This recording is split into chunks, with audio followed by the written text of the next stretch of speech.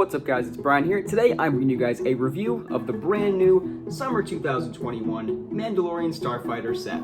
Set number 75316 contains 544 pieces, one build, 3 minifigures, retails for $60 US, where it just came out on August 1st. You can get it at most retailers now. So here's the whole set once it's all built up and finished. 3 amazing minifigures. We'll take a look at them in just a little bit. We're going to start out with the main build of the set. And this is honestly a substantial build. I don't think I expected it to be as large as it is, and that's a very good thing. I think the set is scaled perfectly. I think it's close to minifigure scale, but not quite. I think it could be a little larger to be minifigure scale, but I'm not entirely sure. But I really do love all of the ways that they got the designs and the wings, with all the different shades of blue and gray that they got in there. I think this set works marvelously as an upgrade to the previous version, which used a lot of white. There's no white in this set, it's all darker tones, and I think that's very appropriate. I like the way that they did that. And it was actually a pretty good build too. It was a pretty good, challenging build. I liked building these wings more than I thought I would, even though I don't like repetitive builds as much. The wings did not bore me, because there's also a lot on the underside. You actually spend a significant amount of time, like multiple pages worth of instructions, building on top of anti-studs, which is difficult for your fingers, but it provided a good challenge, and I liked figuring out where all the pieces went, because sometimes it was just like this one blue piece on top of other blue pieces and you didn't really know where it went. So it was a good build experience overall. But let's take a look at some of the features of this set. Now the main feature of this set is the cockpit where the minifigures go, and I think this is probably the biggest con of the design, because this canopy piece leaves a lot of gaps. It's not very great at covering the whole cockpit area, as you can kind of see with the rotating feature there too. But you can fit 2 minifigures in the cockpit. I'm going to do this in real time just so that you can see how this works. With Bo-Katan, you have to lower the rangefinder, and you kind of got to get just the right angle, and they just kind of sit on the tiles so that you can see them go in there like that. So Bo-Katan goes in there, and the Mandalorian Loyalist, he kind of doesn't fit very well. You got to take his backpack off. I don't know if this is a thing with everybody, but it's something that I have noticed when I was playing around with this feature. In order to get him to fit very well, you have to take off his backpack. And if we seat him in there, like so, again, doing this in real time just so you can see the process behind this. Getting him in there nice and cozy, and then putting Bo-Katan back, putting this cockpit down. It fits, but just barely. But you have to take his backpack off, and I tried so many different ways to not take off the backpack in order to get him to fit, but it just doesn't fit with the backpack. So that's a little bit of a downer, honestly, but I don't really care about the play features too much of this set. I'm using this set more of as a display model. And obviously the main way to display the model would be in landing mode, and each of these wings fold up individually to make the set very tall, out of frame there.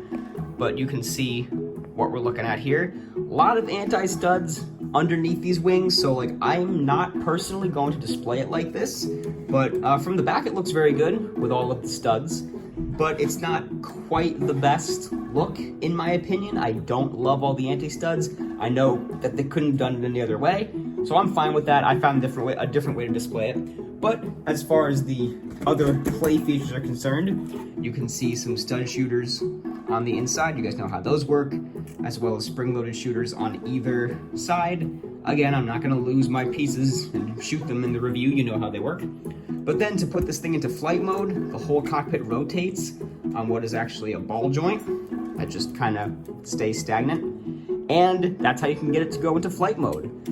Now, as far as actually playing with the set, it is very swooshable. If you get a nice grip back here and avoid some of these pieces that are a little bit loose back here, you can get this thing and fly it around very nicely. And in addition to the cockpit being able to rotate a full 360 degrees, I might add, there's another piece back here that also rotates. I don't know if it's supposed to, like, if you're theoretically supposed to rotate it with the cockpit area, but it does rotate a full 360 degrees as well. I don't know the ship very well, like in universe, so if you have any idea of what this is in the comments, let me know. Other than that, there's not too many other features back here. There is like a little door, I suppose, like for the figures to come in and out, but since this is not perfectly minifigure scale, that obviously doesn't work as a door. Landing gear on the bottom are just a couple little parts down there. And yeah, that's the set. I honestly think this thing looks great, and I think this build is substantial enough to warrant the $60 alone. However, there are still 3 amazing minifigures that we haven't taken a look at yet. So let's get right into those minifigures. So the first minifigure we're going to take a look at is the 3rd best figure in the set, but this is still an excellent, underappreciated figure, and it is the Mandalorian Loyalist. He's got some very simple designs, but the printing came out really, really good on this figure. I don't exactly know what it's referencing in canon. I'm sure that there's a time where you see this particular Mandalorian on screen, but I don't know the exact reference. I wish he got a face under here, but I understand why he didn't. He's got the gunmetal gray helmet, just like Mando from Mandalorian, and some nice blue printing on the helmet, as well as the torso and legs. Some nice belt printing that continues from the torso. So overall, a figure they put a lot of detail in that they maybe didn't have to. All of the figures in the set come with this blaster. I haven't seen it before. I'm sure it's not a new piece, but I think it's fine for the Mandalorian blasters. He also has a gunmetal gray jetpack, and underneath his jetpack, you can see there is some extra printing on the back of the figure as well. So overall, this is a phenomenal figure, and it's a shame that it is just the 3rd best figure in the set. So now moving on to the 2 highly desired figures in this set. The first one being Gar Saxon, who came out so good as well. I mean, the new helmet mold alone looks phenomenal. With the little horns on it, it's going to be recycled again in the Mandalorian Forge set, which I also think is just fine. But the printing on the helmet is really great. As Jang pointed out in his review, the yellow printing came out really strong on the gunmetal gray helmet, which looks really, really good. Very bold, it stands out very well. As well as all of the red on the helmet and the torso and the legs as well. The figure's entirely gunmetal gray, all the way from the helmet to the torso and arms to the legs, as well as the backpack. And Gar Saxon does get a brand new face. I can see this face being recycled for a lot of different customs or either other LEGO minifigures. So very useful that he got a face. Wish he got hair, but it's not the biggest deal in the world. And he does have some printing on the back as well. He only comes with one of the little blasters, but overall, I mean, this figure is so good, so highly detailed, and he just came out so awesome. But for me personally, and I know for probably a lot of you too, the highlight of this set is the brand new Bo-Katan. This is the first time we've ever gotten Bo-Katan in LEGO, and this figure was worth waiting for. I think she came out really, really great. The blue helmet stands out very well and is very bold. The printing on the front's great as well. The torso and legs are gray instead of gunmetal gray, which works very well for her as well. She's got the shiny metallic print on her torso going into her legs as well. A little bit of belt printing there. And she's got 2 of those little blasters with a gunmetal gray jetpack and an antenna that you can see there as well. And she comes with 2 different faces, as you've probably seen. The one-sided face and the double-sided face. And she does come with hair.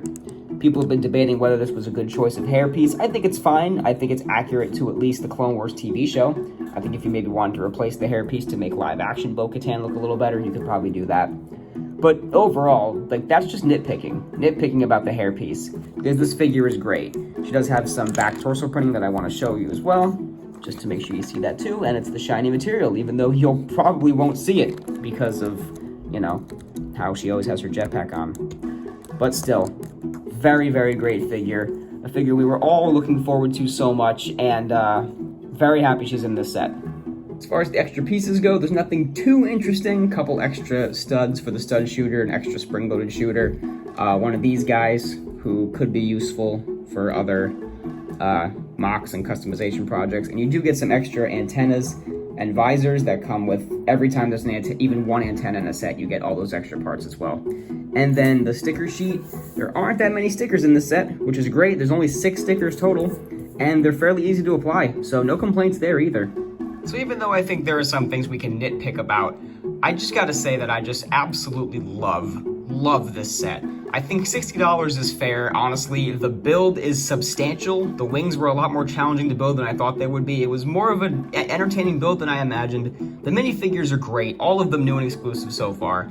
And I guess maybe you could have said they could have thrown one more in there, but guys, this is a great set, and I know that you guys all know that it's a great set as well. If you haven't picked it up and you're a Clone Wars fan, or even a Mandalorian fan, this ship is in The Mandalorian. Bo-Katan was in live action for the first time in Mandalorian, and she probably will be in Mando Season 2, and maybe even the Ahsoka show. Bo-Katan's gonna be a figure you're gonna want to get your hands on. She might come again at some point soon, but I don't think you should wait.